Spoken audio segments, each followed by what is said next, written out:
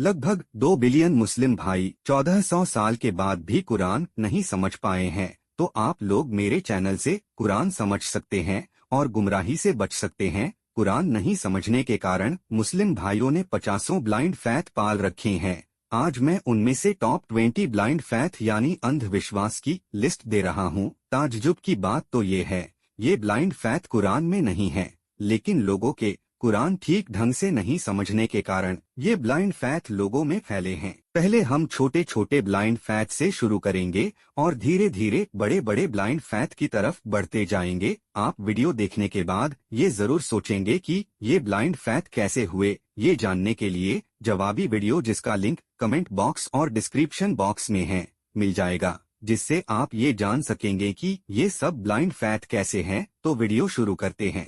पहला और दूसरा ब्लाइंड फैथ, जो किसी रवायत की देन है कि अल्लाह ने सबसे पहले किसी कलम को 50,000 साल पहले पैदा किया और इस कलम को कयामत तक जो होना है उसे लिखने का हुक्म दिया और साथ में सारे मखलूक की तकदीर को भी लिखने का हुक्म दिया और कलम ने सब लौह महफूज में लिख दिया। तो दोस्तों, अल्लाह ने कोई ऐसी कलम पैदा नहीं की और ना ही किसी की तकदीर लौह महफूज में लिखी गई है। इसमें दो ब्लाइंड फैथ है, पहला कलम का पैदा होना और दूसरा तकदीर का लौह महफूज में लिखा जाना है। तीसरा ब्लाइंड फैथ ये है कि अल्लाह के बॉडी पार्ट्स का होना, जैसे 2 दाएं हाथ, पिंडली और चेहरा है। तो दोस्तों, अल्लाह की कोई भी किसी तरह की बॉडी नहीं है। अल्लाह निराकार यानी गायब है और इस कायनात या किसी और कायनात या कायनात के बाहर फिजिकली मौजूद नहीं है। अल्लाह सिर्फ और सिर्फ अपने क्वालिटी और इल्म के हिसाब से दुनिया में मौजूद है। आप कायनात को अल्लाह का जिस्म समझ सकते हैं। कुरान ने कुछ बातों को ठीक तरह से समझाने के लिए ये से शब्दों का उपयोग किया है। चौथा ब्लाइंड फैथ ये है कि जिन्न और इंसान अलग अलग हैं। हकीकत ये है कि इंसान और जिन्न एक ही सिक्के के 2 पहलू हैं। फिजिकल बॉडी है तो इंसान और बिना बॉडी के जिन्न। एक्सीडेंटल मौत में आदमी जिन्न या भूत बन जाता है, तो बिना जिस्म का इंसान जिन्न कहलाता है। कुरान ने इसलिए इंसान और जिन्नों को साथ साथ रखा है, क्योंकि जो इंसान की क्वालिटी है वही जिन्न की क्वालिटी है, बस फर्क फिजिकल बॉडी और उससे रिलेटेड बातें हैं। पांचवा ब्लाइंड फैथ है, इंसान का एवोल्यूशन नहीं हुआ और आदम का पुतला बनाकर रूह फूकने से इंसान पैदा हुआ है। तो दोस्तों, पुतले में रूह फूकने से इंसान पैदा नहीं हुआ है, बल्कि साइंस जिस तरह बताता है उसी तरह इंसान का एवोल्यूशन हुआ है और इसका कुरान में अच्छे से जिक्र है। तो दोस्तों, आदम में रूह का फूकना, फरिश्तों का सजदा, इब्लिश का घमंड, आदम को इब्लिश का बहकाना, इस कहानी के जरिए कुरान क्या संदेश पैगाम देना चाहता है, यह मेरे बनाए वीडियो से जान सकते हैं।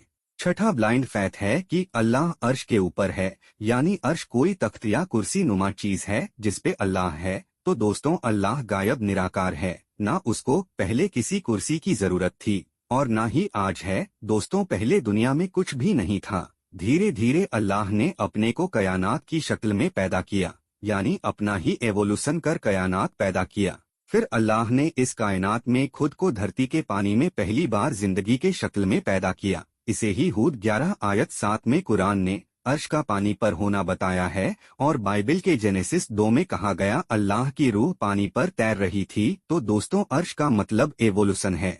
सातवां ब्लाइंड फैथ ये है कि कुरान में पुनर्जन्म की बात नहीं है।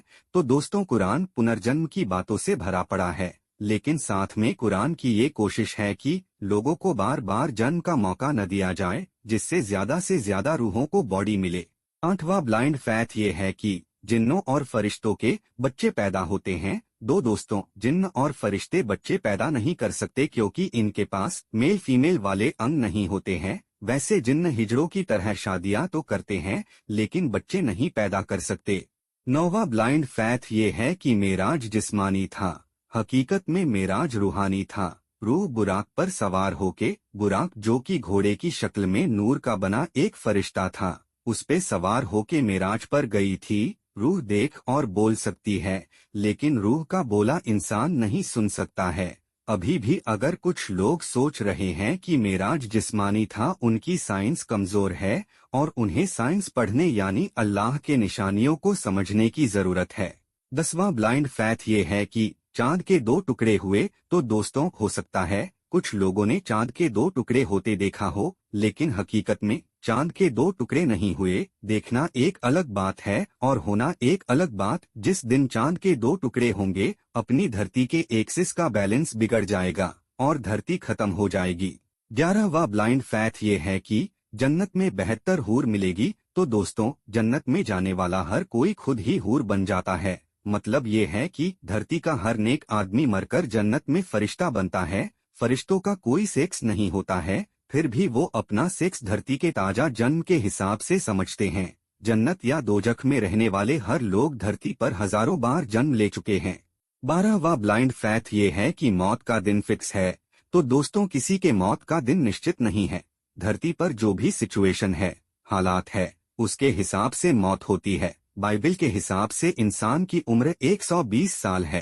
13वां ब्लाइंड फैक्ट ये है कि फरिश्तों को फ्री विल नहीं होता। तो दोस्तों, धरती के इंसान ही मरकर जिन्न, फरिश्ता या दोज़खी बनते हैं और उनको उनके अमाल के हिसाब से दर्जात मिलते हैं और ये सब फ्री विल वाले होते हैं। फरिश्ते गुनाह इसलिए नहीं करते क्योंकि उन्हें दोज़ख दिखाई देती है।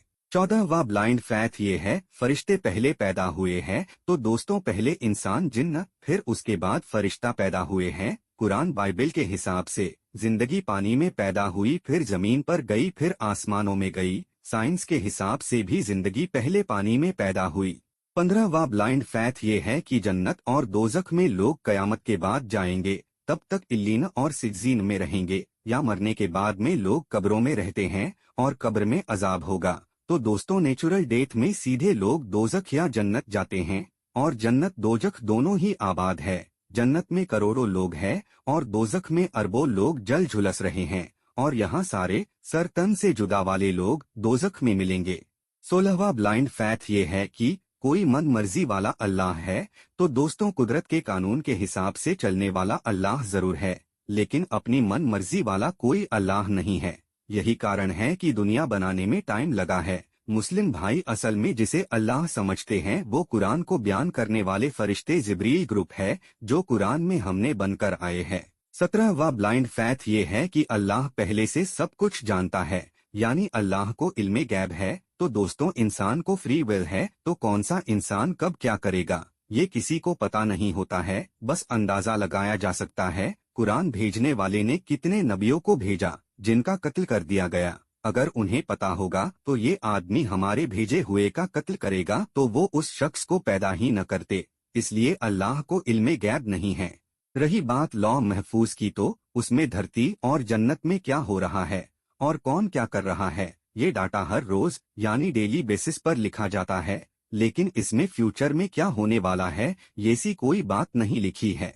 18वां ब्लाइंड फैक्ट ये है कि कुरान में गलतियां नहीं है। दोस्तों, अगर नबी के समय कुरान लिख ली गई होती तो आज उसमें कोई गलती न होती। बीतते समय के साथ कई कुरान बन गई और कुरान में कई सारी गलतियां आ गई हैं। दूसरी बात, सही आयतों का भी मन मर्जी से बहुत गलत ट्रांसलेशन किया जाता है। लेकिन अच्छी बात यह है, कुरान में ही एक मैकेनिज्म है, यानी एक सिस्टम है जिनसे गलतियों को सुधारा जा सकता है और सही ट्रांसलेशन भी किया जा सकता है। 19वां ब्लाइंड फैक्ट ये है कि मोहम्मद आखिरी नबी हैं। अल हिजाब 33 के आयत 40 में ऐसा कुछ नहीं है। कुरान भेजने वाला क्यों चाहेगा कि किसी को आखिरी बनाए या कहे, क्या पता कब कैसी जरूरत पड़ जाए। वैसे आसमानी संदेश तो आ रहे हैं। 20वां ब्लाइंड फैक्ट ये है कि कुरान अल्लाह ने भेजी है। तो दोस्तों, अल्लाह गायब यानी निराकार है। अल्लाह ने दुनिया के किसी भी चीज को अपने हाथों से नहीं बनाया है, बल्कि सारी कायनात का एवोल्यूशन हुआ है, इर्तिका हुआ है। कुरान फरिश्तों की गवर्नमेंट यानी जिब्रील ग्रुप द्वारा भेजी गई है, जो कुरान में हमने है। यही कुरान में तरह तरह की कस्में खा रहे हैं। मखलूक की कसम खाना ये अल्लाह का काम नहीं है। कुरान में ये नहीं लिखा है कि वही तो अल्लाह है जिसने कुरान भेजा है, बल्कि ये लिखा है कि हमने कुरान भेजा है। तो दोस्तों, इंसान की भलाई के लिए ही फरिश्तों ने कुरान भेजी है और कुरान की अहमियत पहले की तरह ही रहती है। तो दोस्तों, अगर आपको किसी भी ब्लाइंड फैक्ट पर कुछ कहना है तो कमेंट बॉक्स में अपने ख्यालात को जाहिर करें। आपके सवालों का जवाब वीडियो की शक्ल में बनाकर दिया जाएगा। शुक्रिया, धन्यवाद।